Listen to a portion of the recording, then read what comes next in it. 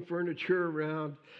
It was pretty chaotic experience, but we did it, and she's doing well. Now, that's chaotic, right? But you can see chaos in whole different ways, right? You can see chaos multiplied in major, powerful, terrible ways, like the thousands of people in Maui who have lost their homes and the many, many who have lost their lives. I mean, can you imagine? It's been upon the news pretty much every night, but this firestorm just raging down on you, raging down on your town and your home and your family. That's chaos. Life as they knew it turned to ash and blew away with the wind. Most have lost everything, right? The whole historic town is gone. And one of the things, right, Mr. Rogers said, when tragedy happens, look for the helpers. Mr. Rogers is a good guy. Read his book, see his movie. God's people have been there. They've been there as soon as they could get there. They were already there as part of churches in the community, and they've responded. Believers of every tradition, they've been on the ground, hands-on, getting involved, helping people in this desperate situation. One local pastor from right there in Hanai, Pastor Arquero, he had 20 members of his small church whose houses burned to the ground. 20 families. All of them are now staying at his church.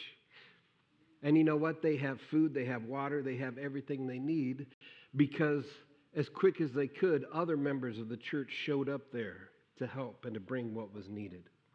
Pastor Arquero says this, bearing each other's burdens in this way, caring for our neighbors, this is the work of the church. That's what we're called to do, that we care for people. That is our mission. We love God and we love people. Beauty from the ashes. God's people pitching in the middle of the chaos. Their situation is an example of what I'm going to talk about today. You think about the people affected in Hawaii, or even right now this morning, there's a tropical storm hitting the Mojave Desert, hitting the legit deserts of California and Nevada. It's crazy what's happening, right? And no matter who you were, no matter how busy or how important you were yesterday or last week in Maui, it didn't change the fact that that storm was coming. They discover in an all too real way just how unpredictable life is, how unstable this world is. You never know when chaos is going to come and spin your life. What's more, it's good news this morning, trust me. There's good news. But while I'm here, like that's not it, right? You turn on the news, you know that's not it. While we're here this morning, the war in Ukraine is still happening. It continues. Incredible amounts of chaos are happening in Niger and Sudan and Congo, Syria, Yemen, Haiti, all the time. Here in the States, we worry about the economy. We worry about election fraud and charges and the migrant crisis. And there's this contentious election looming out there next year, right? Chaos is always knocking at the door. We have daily reminders that the world is not as stable as we would like it to be. And I'm not just talking about politics and bad weather either. Some of you see it each day in your personal lives. You see it in your marriage, your struggles, your family, your health, your job. Your world feels unstable. It feels shaky. When this happens, it doesn't matter who you are, the chaos will come. The chaos will affect you. So what do you do? What do you do when that chaos comes crashing down? Well, that's what we're going to talk about today. Week 2 of Immovable. How do we find strength to stand strong, to have that immovable faith, even in the chaos. If you were here last week, or if you tuned in online, you remember we talked about the chaos that we create for ourselves. And some of us are pretty good at this, right? We can create a lot of chaos for ourselves through bad choices, through willingly sinning, through just being unwise in our decisions. We talked about how we need to face that stuff head on. We need to be real honest about it. We need to ask ourselves some tough questions. We need to listen to the right people, the godly influences in our life, and take steps to make it through. Today we're going to talk about a different kind of chaos, though, the kind of chaos that's not of your doing. The kind of chaos that just shows up in your life because of the crazy, fallen world that we live in. Personally, you may be healthy and strong, and God bless you if you are. Maybe you personally, you're not prone to chaos at all. You keep on the straight and narrow, you've got things in order. But I can assure you, the world is not that way. And I can assure you that the people around you are not always that way. Take a look to your left, to your right. There just might be some chaos sitting next to you this morning. It doesn't take much for pandemonium to show up. So how do we deal with this? How do we deal with the chaos that we have no control over? When we have no control over the situation, how do we stand strong and keep that immovable faith? Years ago, a guy named Rudyard Kipling wrote a poem about this standing strong mentality. Listen to just a few lines of this. He said, if you can keep your head when all about you are losing theirs and blaming it on you, if you can trust yourself when all men doubt you, but make allowance for their doubting too, if you can fill the unforgiving minute with 60 seconds worth of distance run, yours is the earth and everything that's in it, and what's more, you'll be a man, my son. How to stand strong. Now, a humor columnist, a lady named Jean Kerr, she took a look at this famous poem and she rewrote it this way. She said, if you can keep your head when all about you are losing theirs, it's possible that you just haven't grasped the situation. I think her version might be a little more accurate. How do we respond when chaos comes? How do you keep your head on straight when nobody else has a clue? Well, we're going to look at Acts chapter 27 today. And it's a big story. You might notice on your outline, I just said, verses 1 through 44. This is a big story. It's a fascinating story about the Apostle Paul, who was on a ship. And the ship was headed for Rome, and they hit a massive storm. Everyone around him is losing their heads. And Paul is standing strong. He's standing strong in the chaos. So go ahead and open up to Acts 27 if you have your Bibles with you or a Bible app. I'm not going to read all 44 verses. I've kind of chopped it up a little bit just to help it go by a little quicker. Here's the story from Acts 27, verse 1. When the time came, we set sail for Italy. Paul and several other prisoners were placed in the custody of a Roman officer named Julius, a captain of the imperial regiment. Now skip to verse 7. We had several days of slow sailing, and after great difficulty, we finally land near Cnidus. But the wind was against us. We struggled along the coast with great difficulty and finally arrived at Fair Havens near the town of Lasea. We had lost a lot of time. The weather was becoming dangerous for sea travel because it was so late in the fall, and Paul spoke to the ship's officers about it. Verse 10. Men, he said, I believe there is trouble ahead if we go on. Shipwreck, loss of cargo, danger to our lives as well. But the officer in charge of the prisoners, Paul was a prisoner, listened more to the ship's captain and the owner than to Paul. And since Fair Havens was an exposed harbor, a poor place to spend the winter, most of the crew wanted to go on to Phoenix. skip ahead a little bit, when a light wind began blowing from the south. The sailors thought they could make it. So they pulled up anchor and sailed close to the shore of Crete. But the weather changed abruptly. That sounds familiar. And a wind of typhoon strength, called a northeaster, burst across the island and blew it out to sea. The sailors couldn't turn the ship into the wind, so they gave up and let it run before the gale, run before the wind. Verse 18 now. The next day, as gale force winds continued to batter the ship, the crew began throwing the cargo overboard. The following day, they even took some of the ship's gear and threw that overboard. The terrible storm raged for many days, blotting out the sun and the stars, until at last all hope was gone. No one had eaten for a long time. Finally, Paul called the crew together and said, "Men, you should have listened to me in the first place and not left Crete. You would have avoided all this damage and loss. But take courage. None of you will lose your lives, even though the ship will go down. For last night, an angel of God to whom I belong and whom I serve stood beside me, and he said, 'Don't be afraid, Paul, for you will surely stand trial before Caesar.'" That means they're going to make it to Rome. "What's more, God in his goodness has granted safety to everyone sailing with you. So take courage, for I believe God. It will be just as he said, but we will be shipwrecked on an island." Verse 27. About midnight on the 14th night of the storm. This is a serious storm, huh?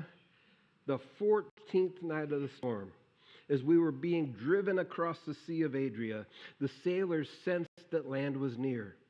At this rate, they were afraid that they would soon be driven against the rocks along the shore. So they threw out 4 anchors from the back of the ship and prayed for daylight.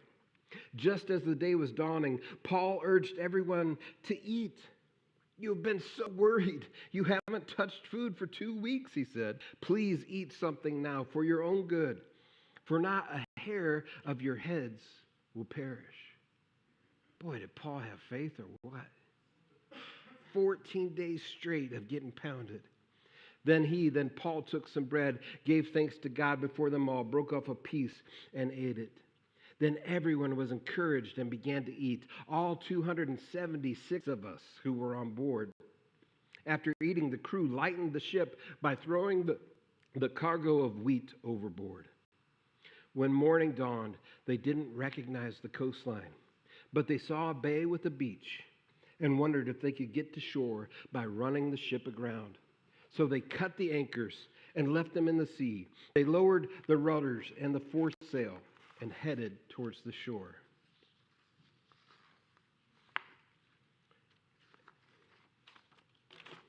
But, there's always a but, right? But they hit a shoal. They hit a sandbar, and they ran the ship aground too soon. The bow of the ship stuck fast, while the stern was repeatedly smashed by the force of the waves, and it began to break apart. The Roman soldiers, wanted to kill the prisoners to make sure they didn't swim ashore and escape. But the commanding officer wanted to spare Paul, so he didn't let them carry out their plan. Then he ordered all who could swim to jump overboard and make for land. Then the others held on to the planks and the debris from the broken ship as it broke apart, and so everyone escaped safely to shore. Just like Paul had said. Just like God had said. That's a good story, a big story. The events of Acts 27, they're going to show us how we can react, some steps we need to take when the chaos comes our way. It began with Paul sailing for Italy, right? He's a prisoner. His life is already chaotic. He's been on trials, he's been in prison, and now he's on his way to Rome to stand trial before Caesar himself, and quite possibly be sentenced to death by Caesar. The chaos in Paul's life, though, it wasn't his fault. It wasn't due to sin or anything like that. He was on trial because he had been telling people about Jesus. The chaos in Paul's life was the result of the fallen world he lived in. It was the result of a government who was hostile to Jesus Christ. After Paul boarded the ship, the chaos just went from bad to worse. They ran into some nasty weather. No one really knew how to handle it. Paul made some suggestions and nobody listened. As we work through the story, I want to show you three truths, three things about chaotic situations that will help. How we can be the kind of person who stands strong. How we can be the person who keeps their head on when everyone else is losing theirs. Here's three things to keep in mind. When things get chaotic, number one, the chaos will never fix itself. That's number one. The chaos won't fix itself. And you can't count on other people to fix it for you. Hopefully you have some folks in your life that will help you, but you can't count on anybody else to fix it. Problems rarely, if ever, just go away on their own. In fact, what do? They usually get worse, right? They usually just get worse. Now, let me get scientific here for a minute. The second law of thermodynamics. Anybody nerding out with me here? It concerns entropy, and that means that everything will eventually decline. All matter is moving from order to disorder. And our problems fit with that law, don't they? They don't stay small and taken care of. They grow. They go from bad to worse. More and more disorder comes. As the ship sailed into that storm, they couldn't just cross their fingers and say, "Oh man, I hope we're okay. I hope that storm just suddenly disappears." They needed a plan. They needed to do what they could. They needed to take action. But most of the sailors just weren't willing to do that. Paul warned them in verse 10, "Men, I believe there's trouble ahead. Shipwreck, loss of cargo, and danger to our lives. It's going to be bad. Let's stay here. Let's spend the winter here. Those waters are dangerous in the cold months." But the officer in charge, he didn't listen to the prisoner Paul. He listened to the captain, to the owner. They said to keep going. Now, there's a couple phrases in this story that I want to point out. One phrase is in verse 9. Look at verse 9. "We had lost a lot of time." Man, time never stops, does it? It's always fleeting away. It always feels like we don't have enough of it. And that's what chaos does. Chaos is the ultimate time killer. It steps on your plans, right? Chaos comes in and it ruins your plans. It steals your time. It messes everything up. Another phrase that jumps out is in verse 15. The sailors couldn't turn the ship into the wind, so they gave up and let it run before the gale. The NIV translation says it this way: the ship was caught by the storm and they could not head into the wind, so we gave way and were driven along. They were simply being driven along wherever the storm wanted to blow them. Have you ever been in that kind of situation where it felt like you couldn't do anything? There wasn't anything left to do. It feels like you just got to give up and let the storm blow where it's going to blow, drive you along. You're too tired to fight. You're too discouraged. And the situation runs off on its own. The last phrase is in verse 12. Paul told the leaders what they needed to do. But verse 12 tells us, since Fair Havens was an exposed harbor and a poor place to spend the winter, most of the crew wanted to go on. They wanted to go on to Phoenix. Most of the crew wanted to stay out there. The NIV says the majority decided that we should sail on. Well, friends, there are situations, especially crisis situations, when the majority is the last group you want to listen to. When crisis hits, the majority gets messy. The mob mentality of the majority takes over, and it rarely moves you in the direction of wisdom. The majority is often wrong because the majority falls prey to each other's fears. They get each other ramped up, and panic starts to happen, or selfishness is there. Think of the Christian Crusades in the Middle Ages. It was kind of a mob mentality. Hey, we can do this. Let's go take our land back. Let's go capture Israel. People felt like they were doing God's work, and they got ramped up, and they decided they were going to go and convert everybody along the way. The reality is what they did. It was a whole lot of pillaging and looting of villages, causing chaos, and shouting God's name while they did it. God didn't have anything to do with that. The majority got ramped up. The mob mentality took over. They couldn't see the red flags of their actions. Sometimes we need leaders. Sometimes we need leaders with wisdom to see the bigger picture, to calm the crowd. There'll be times when you have to stand alone. There'll be times when you have to go against the tide. Times when public opinion is not on your side, but you need to choose to do what is right. Don't fall for what everyone else in that moment thinks is right. Believe and trust what you know is right. Chaos won't fix itself. So what can you do? How about number 2? You need to remember that God is in control. Easy to say, hard to do. Remember that God is in control, even in the most out of control situations.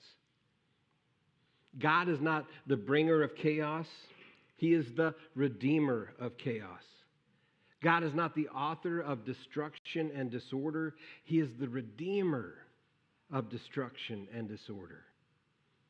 He works to bring good things even to this lost world. And people, when tragedy strikes, people will ask questions like, well, what about the Maui fire? What about the storm going to, what about Hurricane Katrina? I heard this one a lot around that time. Did God send Hurricane Katrina to punish the evil people of Louisiana? No. No. No. That may have been how we thought about it in the Middle Ages, but today we understand there's weather patterns in this world. There's natural things that happen. We're in a process. We're in a system in our world. Global weather conditions change. They wreak havoc. They cause chaos. And while we're starting to understand that, it doesn't mean that they can ever get a forecast right? But they're getting closer. They're getting closer. God did not create the chaos in Hawaii or California or New Orleans. He doesn't create chaos. He didn't create the chaos in your life, your health condition, your divorce, your job loss. But He is there. And He is present. And He is at work in you and through you. He is working in His people to redeem the chaos, to bring healing and hope. Amen? In Acts 27, we see Paul reminding his fellow passengers that this is true, that regardless of how things appear on the surface, God is in control. When things were at their worst, God encouraged Paul with an angel even, and he passed that encouragement on to everyone else. Paul said, "Take courage, for I believe God. It will be just as He said." And a little later in verse 35, he took bread, gave thanks to God before all of them, broke up and ate. The best thing you in an out of control situation is remember that regardless of everything else, regardless of the storm swirling around, God is still in control. God being in control does not mean that you won't face hard times. God being in control does not mean that there isn't chaos in our fallen world. It means that in spite of the disorder all around us, we can trust Him. We can trust Him. Isaiah 59 says it this way, "Listen, the Lord's arm is not too weak to save you, nor His ear too deaf to hear your call. He is strong, He hears, He is with you. He is in control." More times than I can count, I've had to hit the pause button in my life, right? If you've been around me for any extended periods of time, I get wound up sometimes. And I get anxious, and I can even start to panic. And that panic sometimes turns into anger, and it just gets all built up, and I got to hit that pause button and remind myself, tell myself, I'm not in control. God is in control. I'll make it through this. He is so much bigger than whatever is troubling me. He is so much bigger than whatever chaos is in my life. And I remember that He's in control. God's message to the Apostle Paul during the storm was, you'll get through this. You're going to make it. God is in control even of the most out of control situations. If you want to learn to keep your head about you, if you want to stand strong when everything else is shaken, remind yourself of this truth every single day. Every day. The chaos won't fix itself. Listening to the majority won't make it any better. Listen, that's why we remember our faith. We remind ourselves that God is in control, and we trust Him as we walk forward even through the chaos. So where does that lead us? The third key to standing strong in the chaos is this: be an example of leadership by doing what you can. By doing what you can.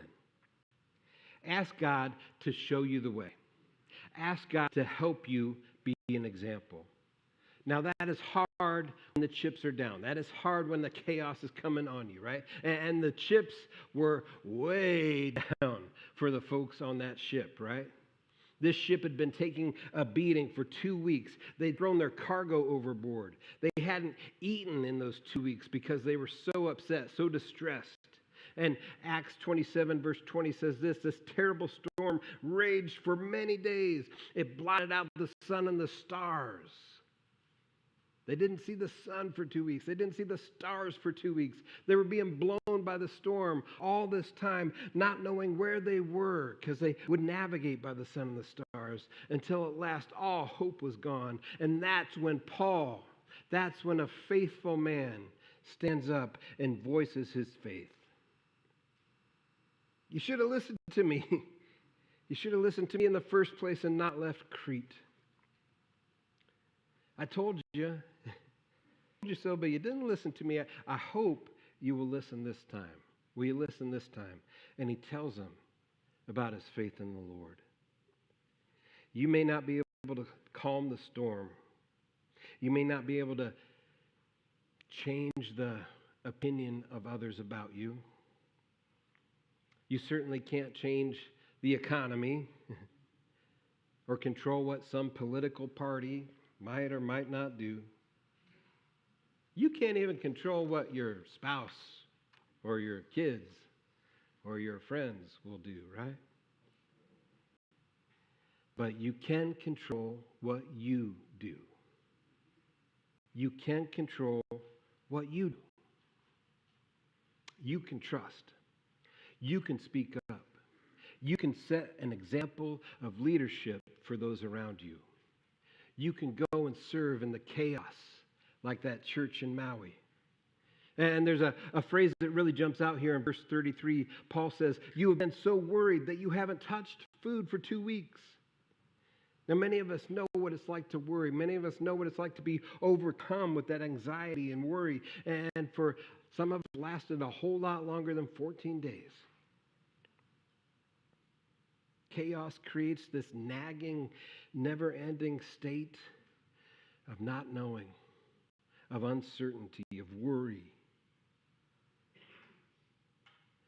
But if you look carefully at this incredible story, if you look at the Apostle Paul, you'll see three things. There's three things I want to advise you to do when you face times like this. The first is take care of yourself. Take care of yourself. Look at verse 33. Just as day was